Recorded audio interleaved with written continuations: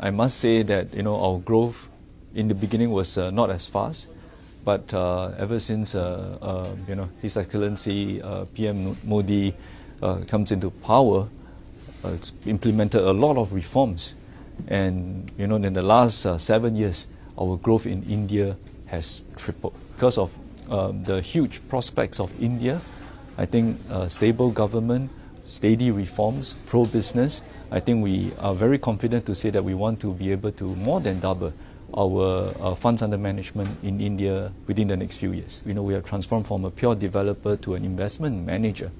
We are able to bring in foreign capital from around the world who are very interested to work with us to invest in India, and not just that, but also to bring in companies from Asia, from Europe, from US, to set up their manufacturing facilities, to set up their businesses, to set up their logistics, the supply chain. And with the two or three other new verticals that we are exploring, actually we think that if based on the quality of the team that we have in India, if we execute well, I think we may easily be able to double or even triple that investment activity. I was really very impressed with and encouraged by what Mr. Modi said to all of us. This is Mr. Modi's third term as Prime Minister of India. And all of us around the table have been in India, investing in India. My own firm has been in India for 20 years. And clearly what we have done in the last 10 years during Mr. Modi's time as Prime Minister has been much more than what we could achieve in earlier periods. But what Mr. Modi said, that in his next 5 years, in his third term, he will achieve much more than what he did in his first 10 years. So this has given us a lot of encouragement that his increased vigor and his focus on so many different aspects, whether from space to air travel to housing to AI, digital India, just so many opportunities for us and for all of my colleagues, the 20 businesses who are present today, that we will be going back really very encouraged with the opportunities that India presents to us as Singapore companies and as we're looking to expand beyond the shores of Singapore. The commitment to digital India, the commitment to digitalization across all of Indian society has been actually something that is for a lot of places an example to follow. And I think we've been very excited and pleased by that, because what we've been able to do is enable the economy this way, the digital economy. And we've been able to serve more than 1,000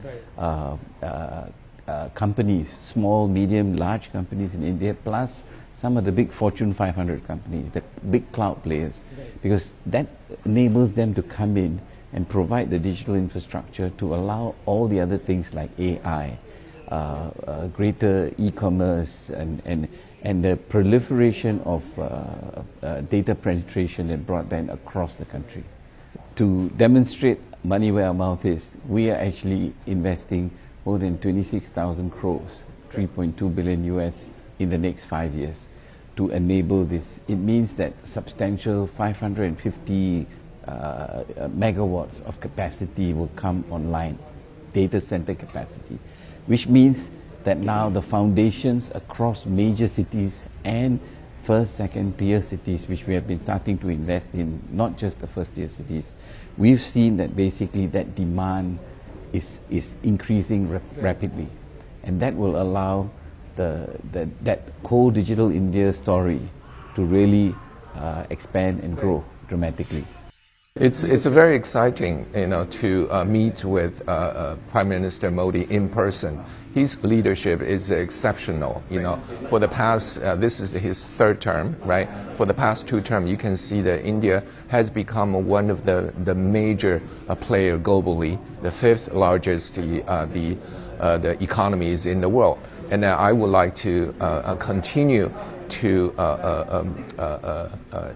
encourage him to open up the market, to consider some of the new policies, or improve some of the existing policy to encourage more collaboration, with particularly with Singaporean companies, and then with the Singaporean investments. We're talking about high efficiency transportation systems. We're talking about smart cities. We're talking about the energy strategy and planning for clean and reusable energy and hydrogens. And then also the other very important sector is aviation.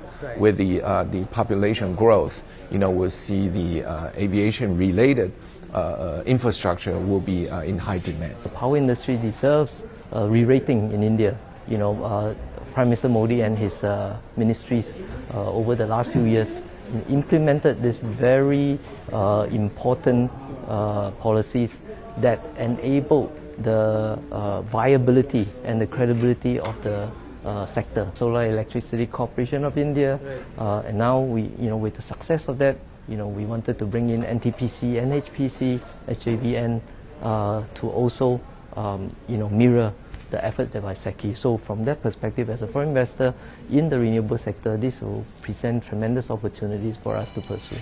We are very encouraged with PM Modi's remarks. The fact that he spent so much time listening to the business interests and the issues that's brought up by over 20 Singapore businesses reflected a very pro-business attitude that the Prime Minister has. Past, many businesses has always said that India is a very difficult market for investments, but the last 10 years have seen that to really change. As testified by many of the companies that were represented today, they have seen a growth, whether it's in aviation, whether it's in industrial park, whether it's in financial services. I think things are opening up, and many of the businesses that gathered today have pledged increased investments into different parts in India.